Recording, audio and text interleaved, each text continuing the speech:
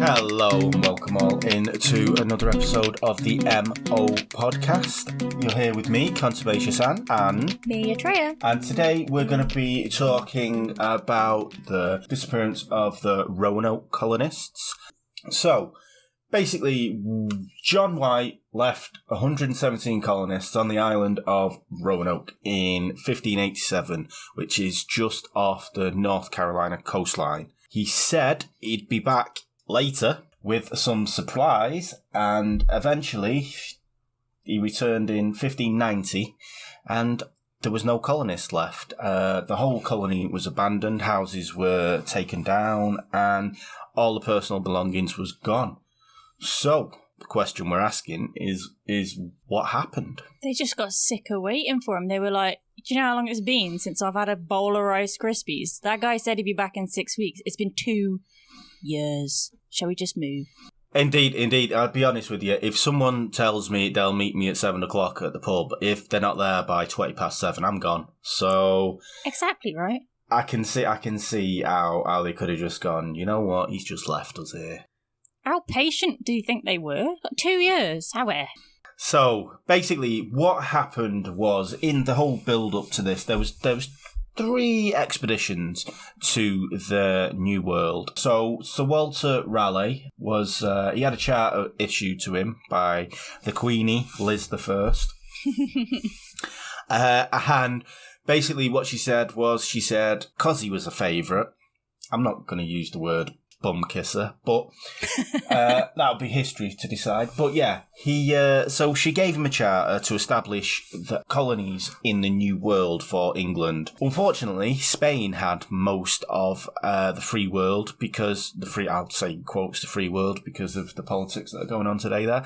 But it was back then, apparently. If you take out of contention all the Native Americans that were living there, and they all did. Trust me, no one listened to him. It's a free world, but we own you all of you. No, it's free world for the white people. Let's get that straight, right? Sure, let's go with that. So basically, she gave him a charter to establish colonies, and he had until 1591. So he basically had, I think, 8 years to establish this colony, to make it productive, or lose his claim, and someone else could come in and get it. So basically what this charter was discover, search and find out remote, heathen and barbarous lands. Wow.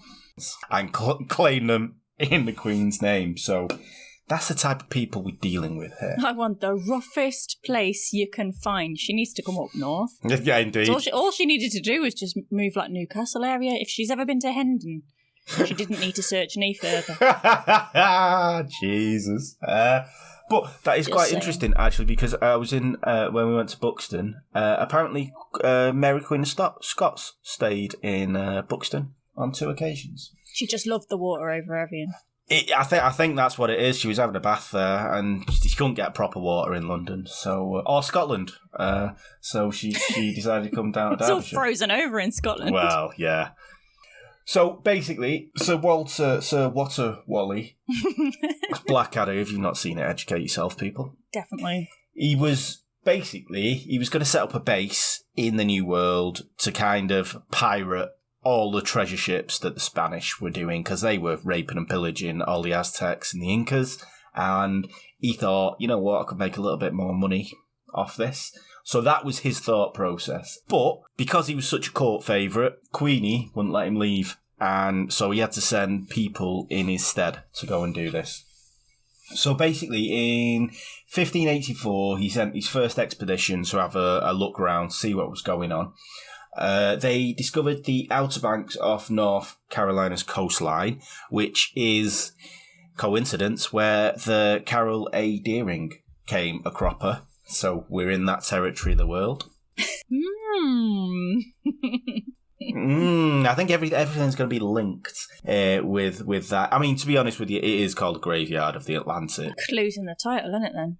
Yeah, so I mean, if you knew that, then you wouldn't really be going there. But basically, so this expedition, they were going to go and have a look, see what happened. So they came across Roanoke Island, and it was ideally suited because it was out of sight of the main sea thoroughfare, so the Spanish really wouldn't see them. But it was deep enough that they could get some little quick ships in there that could privateer, is what the word was then, pirating. Plain and simple. And they didn't give it a British name either. They were mad hot on the New World and giving it all like, oh, we've got a New York and a New Hampshire and what about like a New Dudley? Is this where somebody in America tells me that there is actually a New Dudley? I do know there's a couple of Manchesters and a couple of Birminghams there. Exactly, right? They just left it as like Roanoke. Indeed. Yeah. They could have gone like Wolverhampton on sea. New Wolverhampton. New Wolverhampton on sea.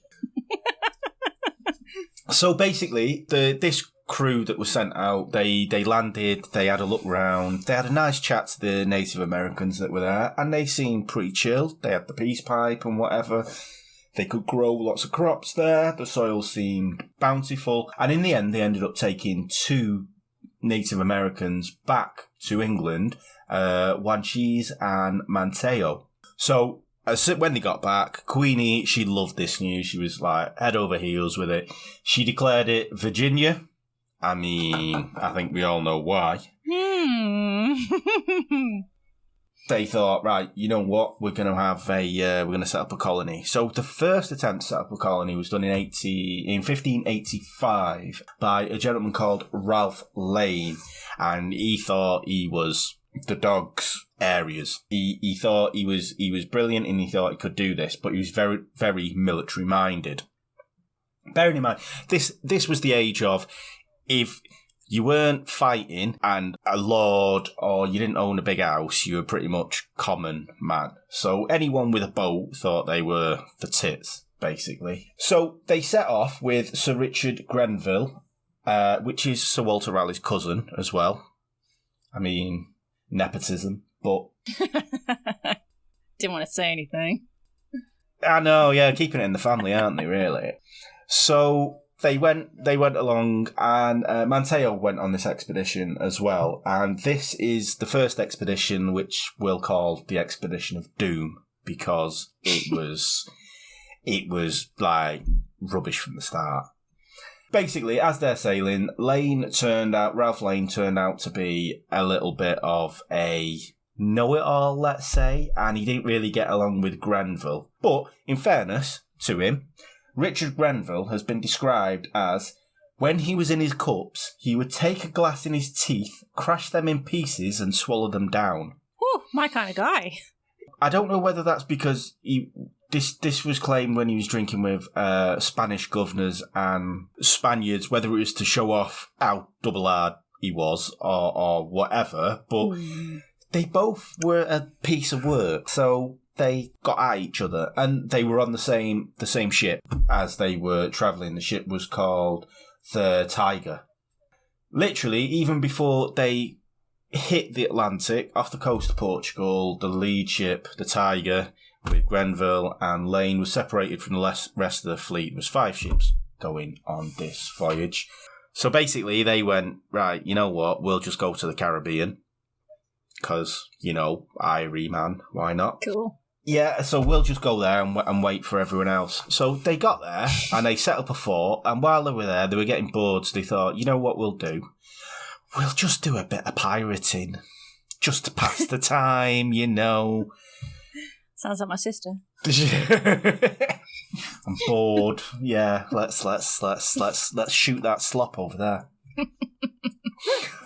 They were there, they were doing a little bit of pirating, but they were also trading with the Spanish as well. So they were stealing off them and then selling the stuff back to them, which is a great business move, I suppose. It's very northern. Yeah, well, exactly, yeah, you see. You can take the person out of the northern, but you can't take the northern out of the person. Exactly right. So... They were there in the Caribbean, in Puerto Rico, and they were doing this pirating, and then one of the other ships turned up, so they thought, you know what, we've got 2 ships, that's enough, why not head off? So basically on the 7th of June, they set sail for North Carolina, and as obviously in the graveyard of the Atlantic. The Tiger, the lead ship, obviously, not the other one, ran aground and almost was sunk. It wasn't, but it did ruin all the food supplies they had on board. So they were like, oh, crap. So what they did was they had to sit down with the locals that were on the island and said, you know what, we're going to be here, we're going to set up a colony. All our food's knackered. Do you mind if we borrow some? And because they had Manseo, it was all translated and everything was getting on good. So they went back to their ships and for some reason, Lane found that there was one silver cup missing. So he decided to burn down the Native Americans' village and loot all the stuff they had there. The Native Americans that had just bailed them out. Like, they probably saw this ship sailing in with this man standing on the front, you know, like they are in the canvases, with his hands on his hips and one knee, like, on the front of the boat. Like, we're here to conquer you, peasants. And then when he got there, like, could we borrow some of your food, please? We're awfully hungry. And then them kind of going, yes, of course, you can have all of our food. We can share. We're all about sharing. And then he'd be like, what is this? My silver goblet is missing. Surely none of my own crew would have stolen it. What use have they for a silver goblet that belongs to me? It must have been the natives. How, man? Exactly. What use do the natives have for a silver goblet? What are they going to use it for? Do you know what I mean? And a silver goblet, it'll rust. Not rust, but it'll... Exactly. It'll tarnish. It'll mean nothing to them. Yeah, so they've done that. They've looted and burnt down this village, and then they've gone, do you know what? This is a perfect place to stay. 108 people decide to stay on this island, right? And they were horrible to the locals. What they'd do is they'd kidnap them and interrogate them, probably waterboard them if it was invented, I don't know. Maybe tickle them with a goose feather. I don't know how torture went back then. Oh, God. Tickle their feet or something. Ooh. So they were really horrible to the locals. It was coming up to winter. Ground wasn't good for crops either. So, but 108 decided, you know what, we're going to stay. And then Grenville went, yeah, I'll just go back and get supplies, okay? Yeah. I'll see you in a year. They went, yeah, no, that's fine. We'll be safe here. The locals like us. I mean, apart from all that killing and stuff, it'll be fine. Apart from burning down and killing every single one of them. They love us. Mm-hmm. So they settled there. I mean, in fairness to the colonists, they did explore quite a way. They went 100 miles north, 100 miles inland. They found out a lot of information, but the only reason they found out this information, like I say, is because they kidnapped the natives and they extorted them for money. One of the tribe's chief's sons was kidnapped, a lad called Siko, and he was basically kept as if the natives didn't help the English, then the worst would happen to him. So we had one of the tribes at bay because of that.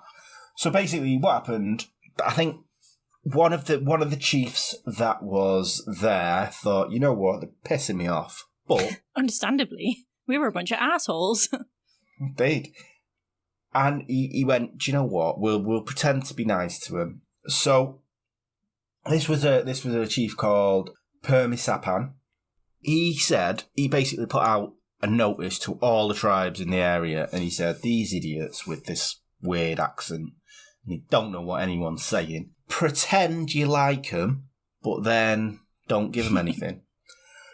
Siko's dad basically went, right, okay, there's a load of metal deposits up the river, and there's a big ocean over there, and the key to why the English wanted to colonize America was because they wanted to find a shortcut to the Pacific Ocean, and this is what they were really hung up on. They basically, the Native Americans basically said, yeah, there is a sea at the end of this river if you keep on going up. So Lane went, you know what I'm going to do? I'm going to go and follow this river, and there'll be loads of tribes along the river, so we can just get food off there. So basically, he went on a mission with half of the camp. So 50 people went up. the river to try and find this ocean and all these precious mineral deposits, metal deposits. But every time they got near a tribe would withdraw and give them no food, give them no help or anything. Yeah, serve them right. Indeed, they deserved it, but they actually survived 6 months, and then they came back, and he got back just after Easter, Lane and his party. While this was all happening, Permisepan was convening a war council. So he was like, right, we'll get everyone together, and while them idiots are up the river, like, starving... Eating their own boots. Indeed, yeah, you got to boil them. Yes, obviously. Yeah, and then we'll attack the colony and get rid of them that way. So when Lane got back, Permisepan was very, very surprised. He was like, "Oh crap! Right, I need to put because he thought he'd die in the wilderness and with no one helping him. So he thought, right, I need to get this a little bit quick. So he convened this war council and." Through interrogation, I'm going to say interrogation, not torture, Lane found out that this war council was going on. And he went, right, okay, you know what I'll do? I'll pretend I'm going to release Seiko and I'll go meet the war council. So along with 25 of his officers, he met the war council and he slaughtered them all. Wow. They chased down Permisepan and brought his head back. And then stuck it outside the colony on a spike as a warning. Jesus Christ! It's no wonder the world hates us. Christ on a crook. Oof. He's actually kind of pissed off most of the Native Americans on the East Shore. Also. So he's got a little bit of common sense and he's thinking, oh crap, we may be in trouble here. And then just out of happenstance, Sir Francis Drake actually... he's passing by and somehow they signal him down and they go, yeah, we've got a little bit of trouble here with the heathens that are on this land. What can you do? Drake had a load of slaves for some reason, a load of men, a load of slaves and a load of supplies. And he said, right, what we'll do is we'll leave you some men and some supplies. You'll be able to last the next month or so because... Obviously, Grenville was supposed to be back around about this time, and they were still waiting for him, looking at the watches, going, bloody hell, he's taking the piss here. And they went, oh, that's brilliant. The evening they made this, the next day there was a storm, and the actual ship with all the supplies got washed out to sea. So they were like, oh, woe is us. Francis Drake said, you know what we'll do? We'll just take you back to England, because you're going to get murdered if you stay here. And they all went, yeah, that sounds like a good idea. So they evacuated the colony. They went back to England. Funnily enough, 2 weeks later, Grenville turned up and he was like, where the bloody hell has everyone got? Do you know what? Oh, I'm only 6 months late. Come on. Jeez. What's a couple of months between friends? Specifically said I was going for supplies. I'd be back.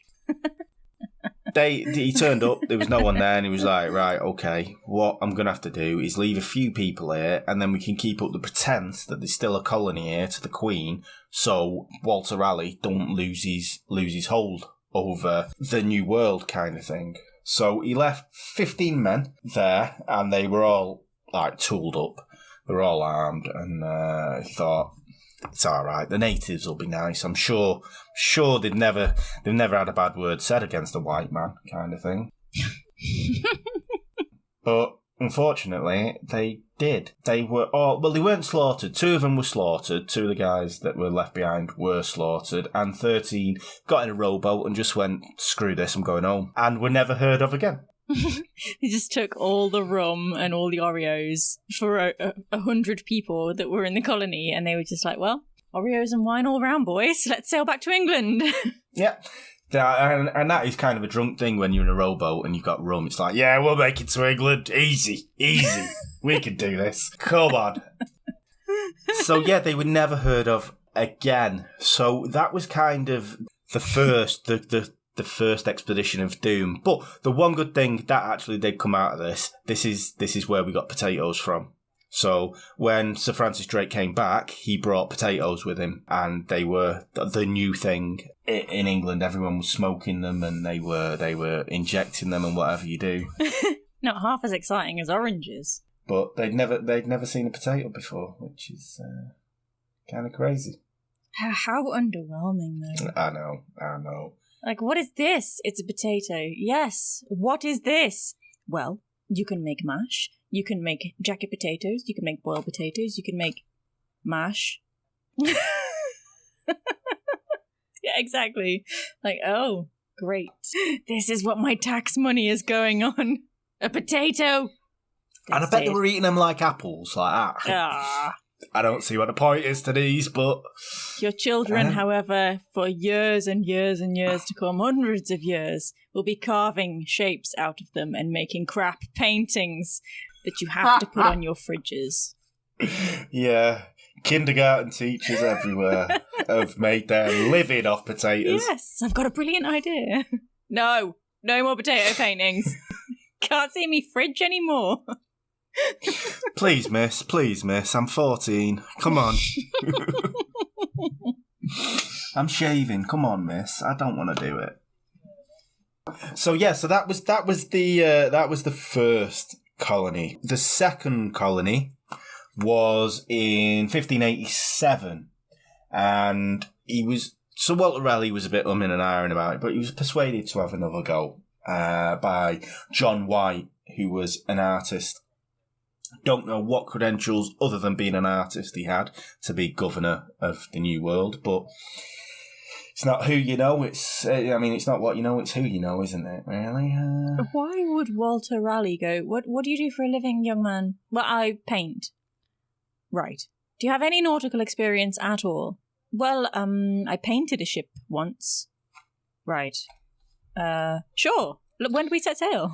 What the hell? Yeah, I think he was just running out of ideas by this point. He was like, bloody hell, come on. So, basically, and the thing is about this expedition, it was more middle-class people. So they didn't take soldiers along. The first expedition was more soldiers, more... We've landed here, this is our right, whereas this one was a bit more middle-class families. They wanted a little bit of landed gentry, a little bit of... I don't want to say statesmanship, but a little bit of maybe that. But middle class is middle class. They're still going to... They look down on me, never mind a Native American. Jesus. Yeah, because what a new colony really needs is a bunch of women fanning themselves. I know, a bunch of Karens going over. Yeah. That's what we need for the New World. Send them bitches over. Get rid of them once and for all. We don't have enough moaning white women over there. That's what we need. That would really say, we were here. You're welcome, America, by the way. We did that. Yeah. We've got less here now, though. I know, it's better for us. It's better for us, you see. That's why we did it. Yep. History will call us the winners. Yes.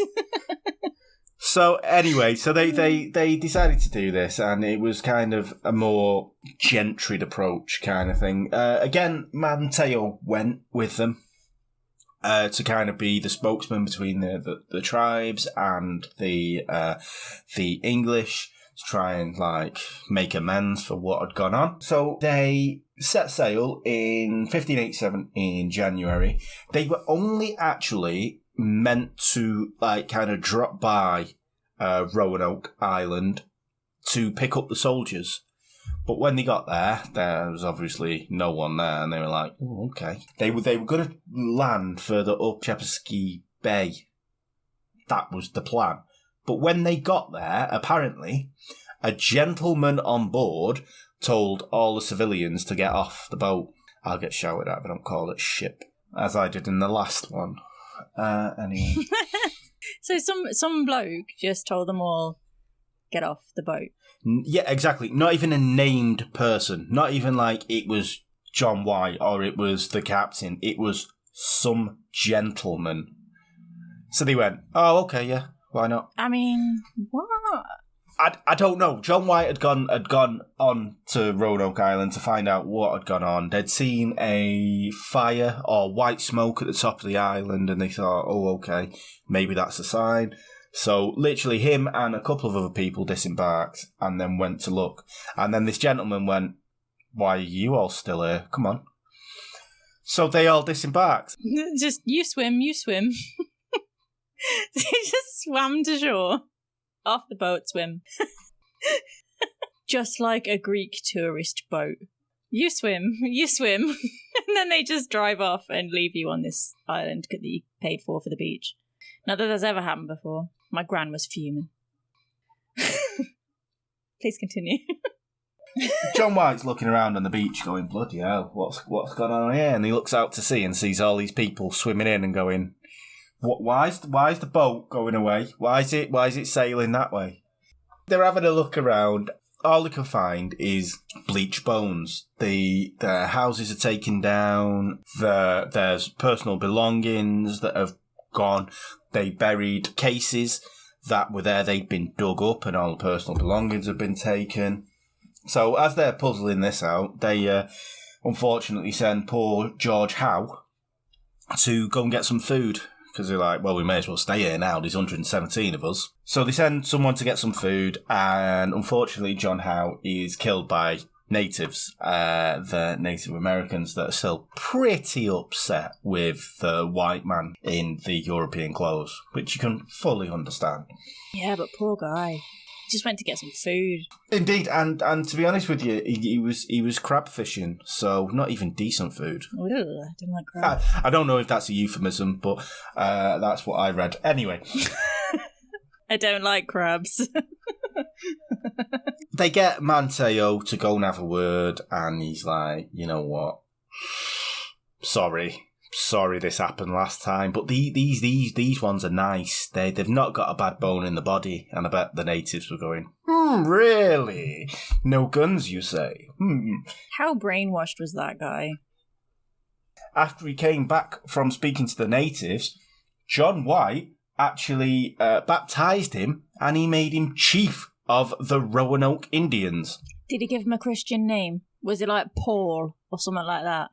They loved that, didn't they? Giving the Native Americans Christian names. And from now on, you will hereby be known as Barry Smith. It's always a Smith, yes. John Smith, to separate you from all the other John Smiths in the world. White apparently had the authority to make him chief of a tribe he was not a part of. So you can imagine him going, that's not how it works. Like Mateo, trying to explain, going, no, that isn't actually. If I go in there and say I'm a chief, they're gonna lynch me, mate. I mean, well, what am I supposed to do? And John White's there going, no, I have said it. It is fine. That's British improv at its finest. That's how we got an empire. Definitely blagged it. Yeah. Shh, they'll never know. I think they already do. The world hates us. It's fine. They're like, right, everyone's gone, right, okay, what we'll do is we'll just start again. So they built a load of houses. The Indians weren't as nice as they were last time. Understandably. So they were a bit standoffish and they didn't have much food. The colony kind of talked White into going back. And he was a bit umming and ahhing because his daughter was on this trip, his daughter and his son-in-law, and they'd just given birth to a little baby, the first English baby to be born in the New World.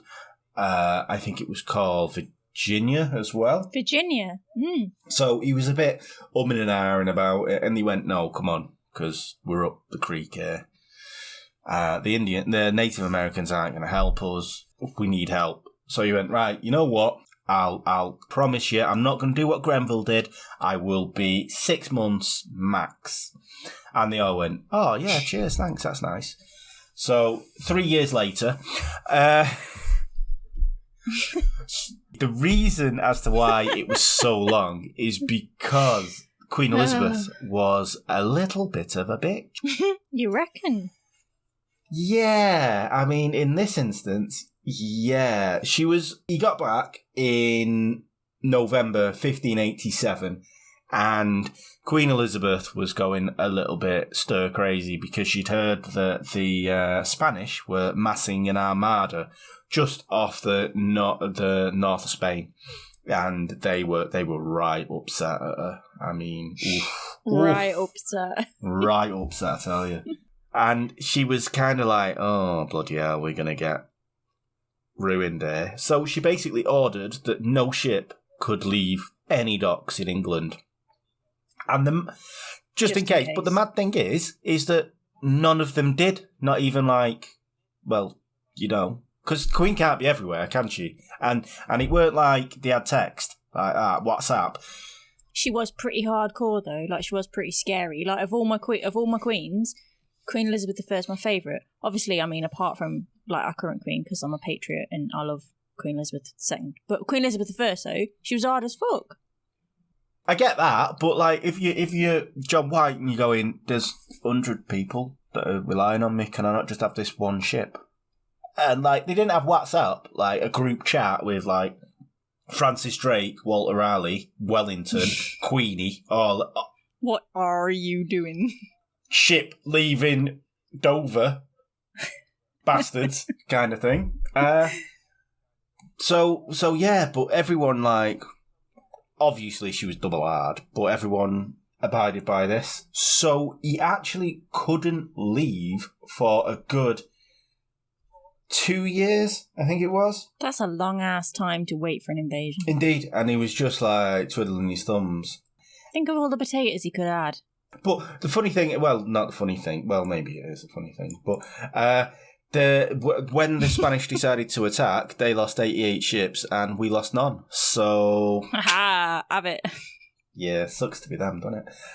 Hey, Queen Elizabeth knows the best. Yes. Sometimes. Anyway, so 1590 was the actual, like, that's when he could try. And again, he went with Grenville, who was doing a little bit of privateering again. I'm a bit well suspicious of this guy, though.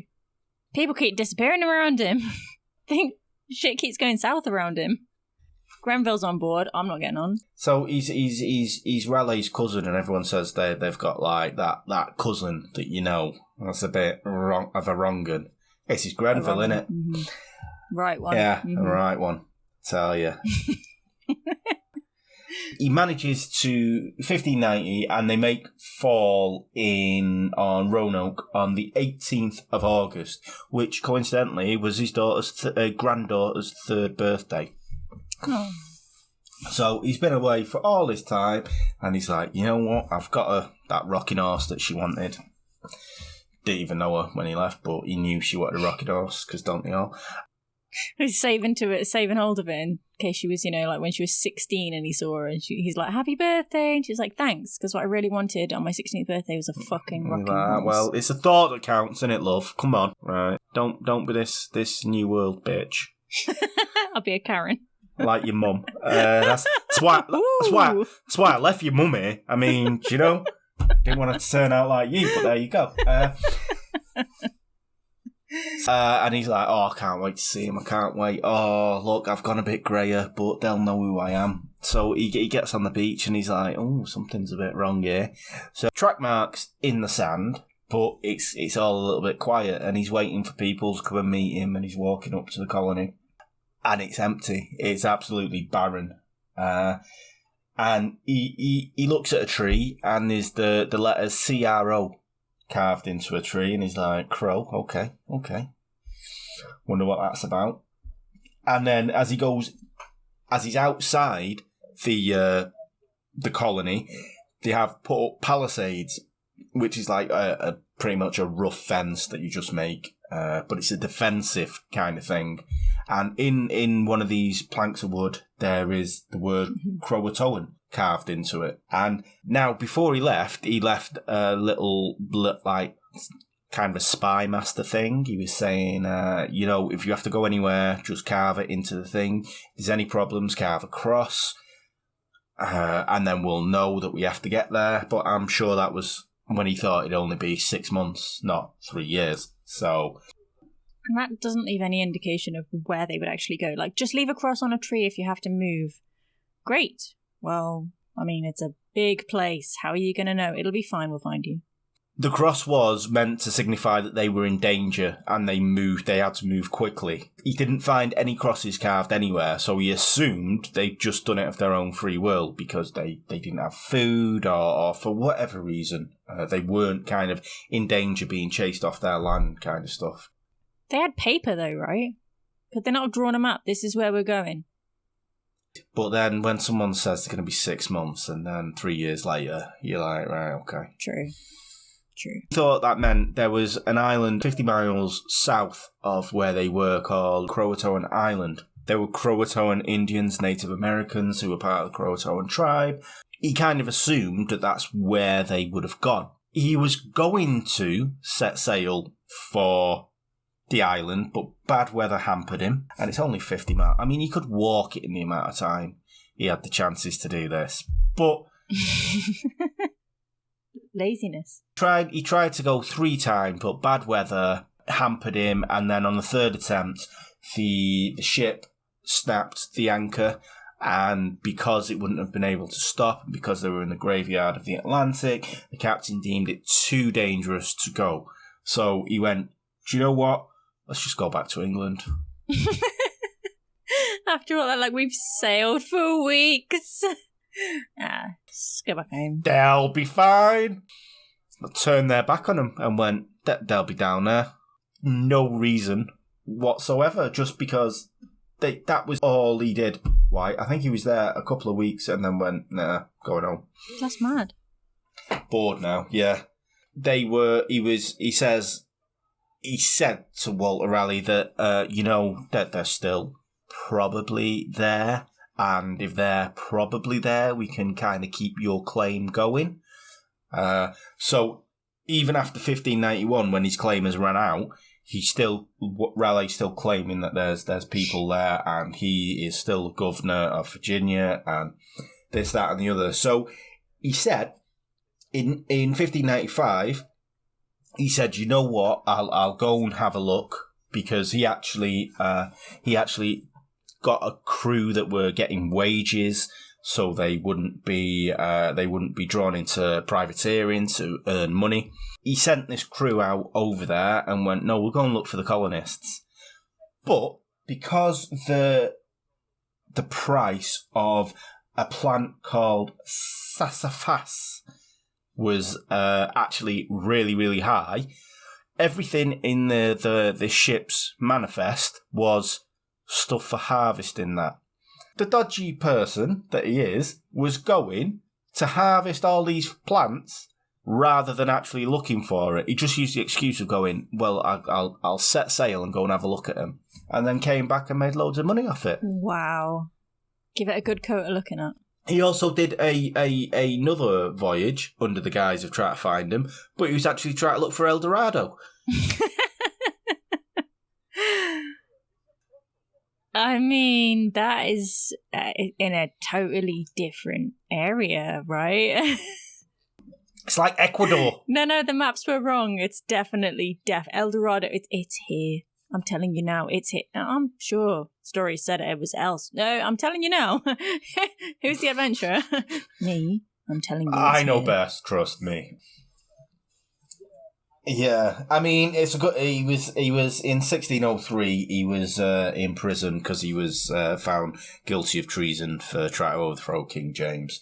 So I don't think many tears were shed for him. I mean, if it was modern day, he'd probably be in prison right now for selling dodgy stuff off the back of a lorry. So exactly, a little bit of a Del Boy. Yeah. Nobody knows actually what happened to this colony, and there's plenty of theories abound. Like John Smith, who was the founder of Jamestown, which was 20 years later, and the actual first English colony in the New World, was taken hostage by Powhatan. Pocahontas' dad. Pocahontas' dad, indeed.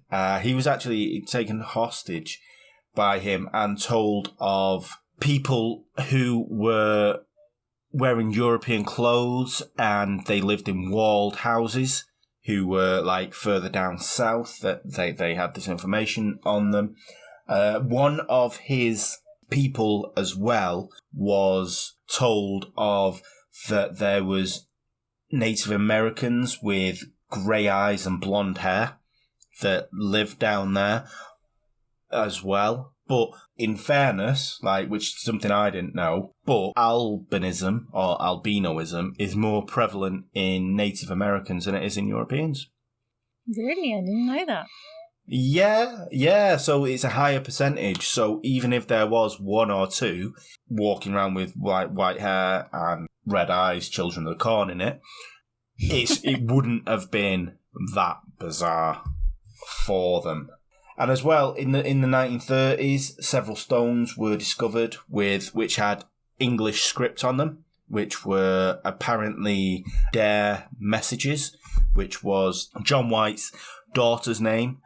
Her married name was Dare, and there was about 30 stones that were found with information of like, we've gone to this place, these are the people that have died, etc., etc.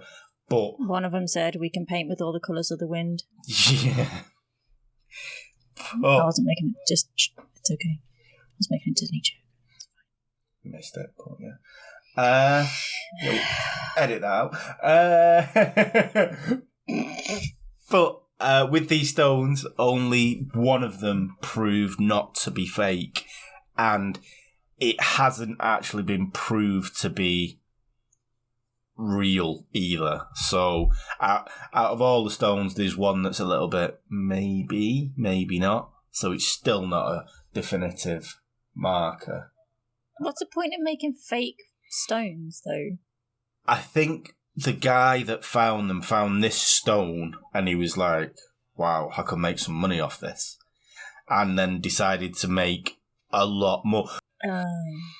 Because the first one, actually has that her husband has died and they've buried him. And it's like a gravestone, to be honest with you, because it's got the names of all the people that have died. And there's something on it that she actually wrote, and when you look at it, it's like, right, okay.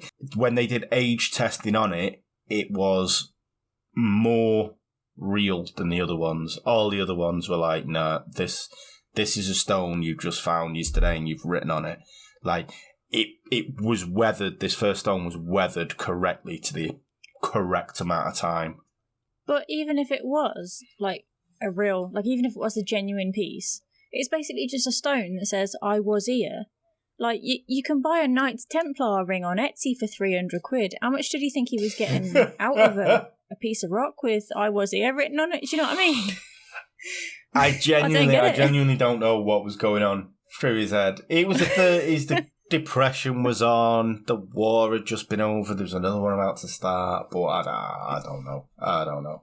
And then do, like, found one and then do 28 more. Why not do 3 and go, same, innit? If I make $1, I make $3, you know? I don't know. That's nuts. Real emerald in that ring, that Knights Templar ring, you know. Real emerald. That's what you're paying for. You're not even paying for the Knights Templar stuff. What did he think he was getting out of this rock? Oh, God, I can't even. I'm sorry, I can't even. I don't understand. But still, it doesn't actually tell us what actually happened to them. The main two theories are they were either integrated with one of the local tribes. So they went down to Cretan Island and integrated with the local tribes. They had a harsh winter, whatever. They pissed off all the local Native Americans, they couldn't hang around in that space. They went somewhere different to a new slate kind of thing. But there was maybe integration with the local tribes, or makes sense. They sailed back because they did have a ship, but it wasn't a seaworthy ship. It wouldn't have made it the distance, but maybe they got on it and had a go. I feel like merging with the Native Americans makes the most sense. Yeah. I mean, they seem like nice people. Like, hey, we'll share our food, we'll share our land. You know, we're all cool. Why wouldn't you want to be friends with them? So there's a story that actually said that there was an attack on the camp, that a lot of the males were killed because I think there were 100, maybe 90 odd males there, and like 20 females and 7 kids or whatever, and the majority of the males were killed, and then the females were taken along with the children, and then integrated into other tribes.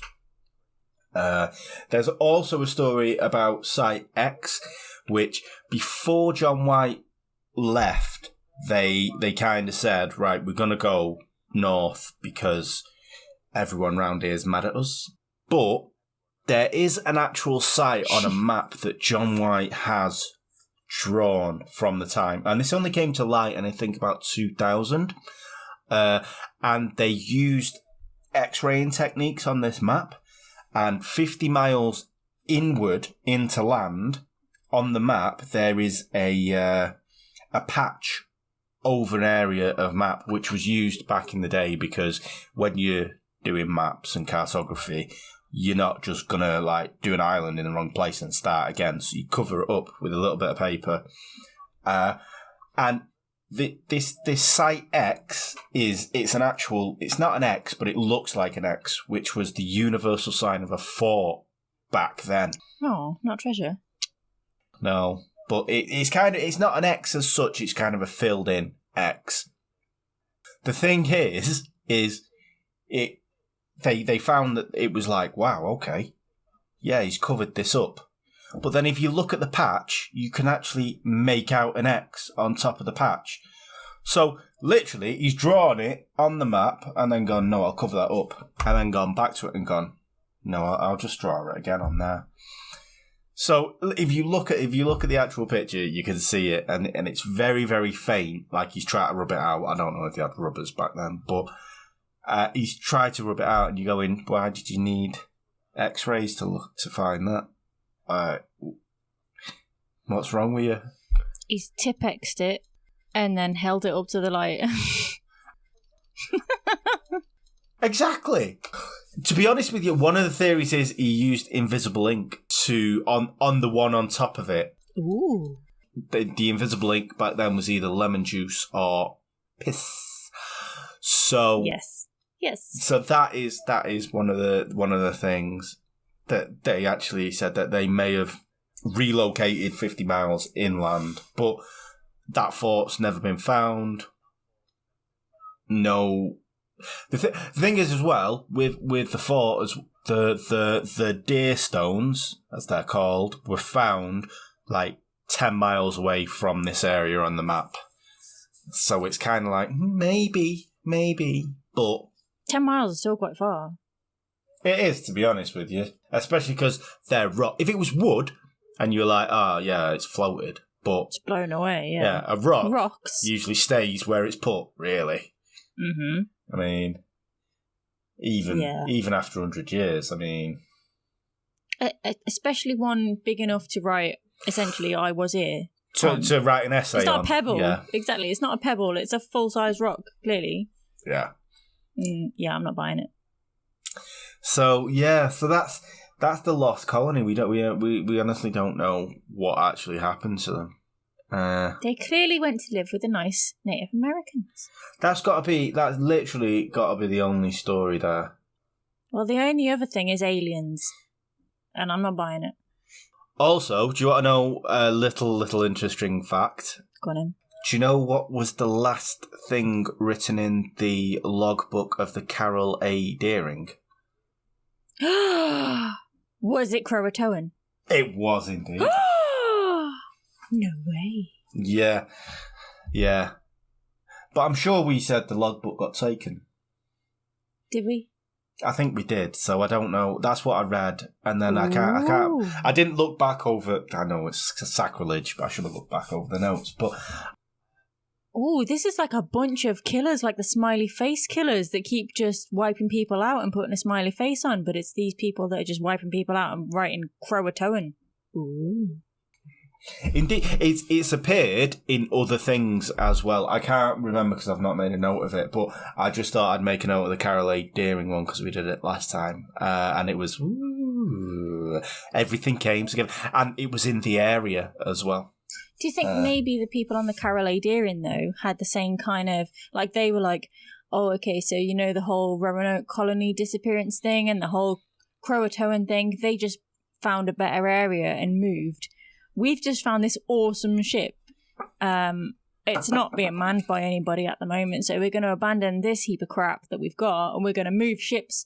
If we just write Croatoan, they'll know we've moved somewhere better. And, like, the ship they moved to was, like, the Titanic or something. Could be. Or they just had, like, some prankster on there and went, you know what I'm going to do? I've heard about a story round here. I'm going to blow everyone's mind for years to come. Right, Croatoan in there. Or it was the pirates that wiped them all out, and it was like, he was just like, you know what? Let's just write Croatoan and leave everyone guessing. Indeed. We've all heard that story at school. Right, we'll blow people's minds for hundreds of years. Exactly. It's so annoying, though. It is. That's the thing. I don't like loose ends. It's they wouldn't have got away with it now either, because it'd have been on TikTok. That's the thing.